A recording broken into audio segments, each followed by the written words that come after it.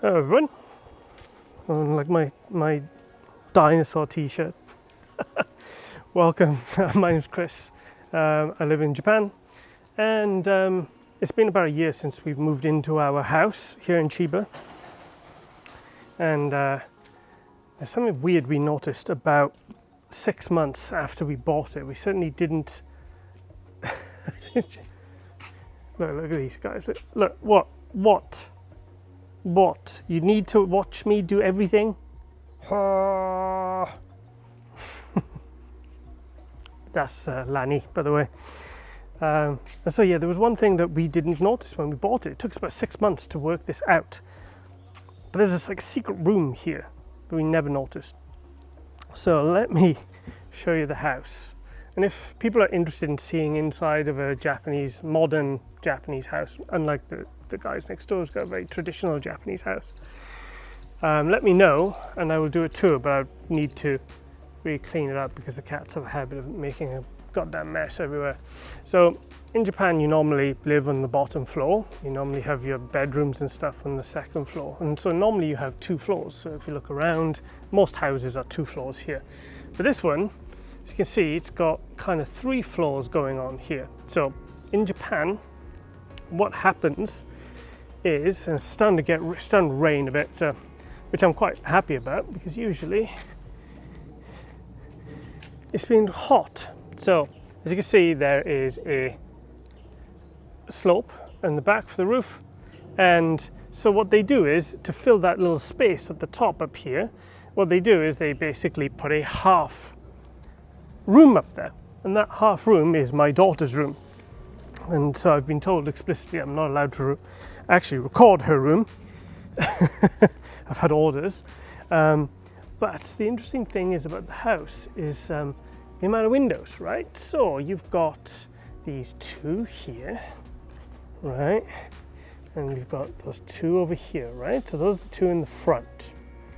And then in the back, it's very hard to see, but there are 2 very small kind of mini windows that sit in the back up there, right? So all seems normal, right? Yeah, seems pretty normal. Nothing, but the only problem was, we were like, I remember those windows. And then you realize there's nothing behind them. Let me show you upstairs. It's going to be refogged out because it's my daughter's room. And yeah, there was something up there. Okay, so we're up into that top room, that 3rd floor.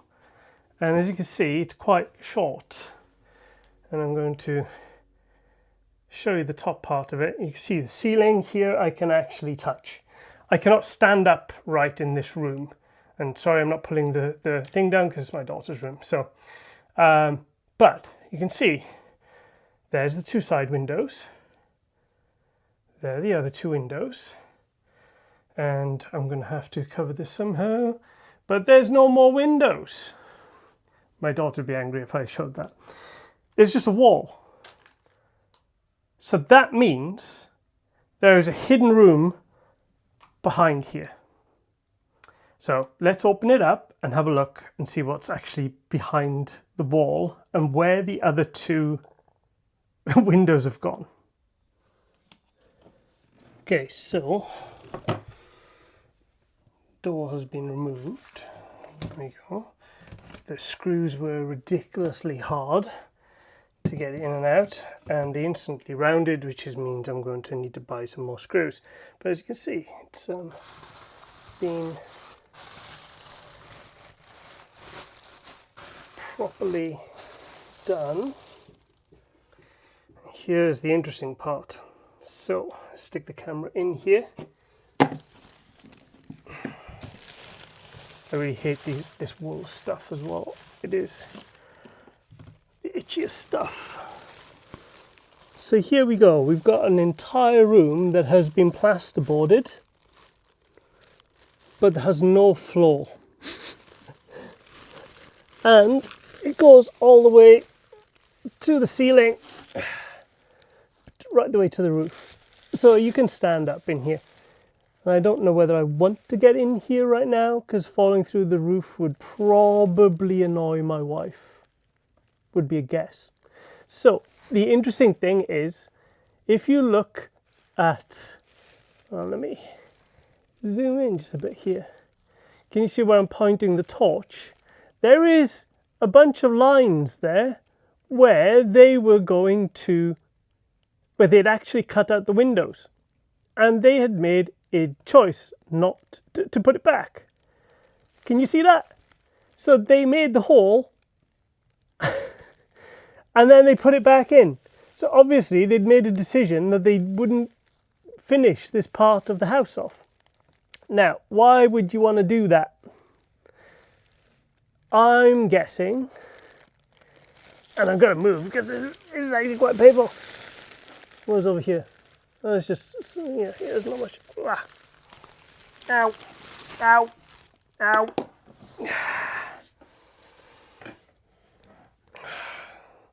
So why would you do that? Well, it's probably because of tax reasons. So as you can see, oh yeah, I forgot to zoom out. So these low roofs have been put in to basically stop it from being classed as a third floor, because it's not a full floor. I cannot stand up in here. I'm sitting down right now, and as you can see, I'm, pretty close, even in the main room. So this is ideal for my daughter's bedroom because she's short, but even she is now kind of bending down to walk around here. But when you think about it, if it's a full room with all the way to the roof, then it is classed as a third floor. More taxable, probably different tax bracket in terms of building it and also to own it. So they basically put in a false ceiling, and that way then it means that people don't need to pay for the extra tax.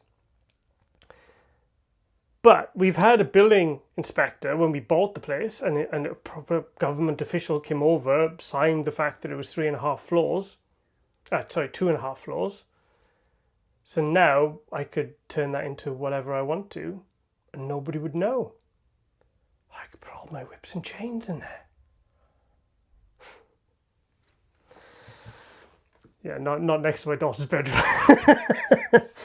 But yeah, I also just pulled the second one out as well, and I've never actually looked in here, so you're going to see this at the same time as me. My guess is that it is just very little to nothing in here, and this one's stuck on with some other glue stuff, so I want to check. Yeah, that's just your standard eaves, but you could stick a Christmas tree in there or something, right? Board over it a bit.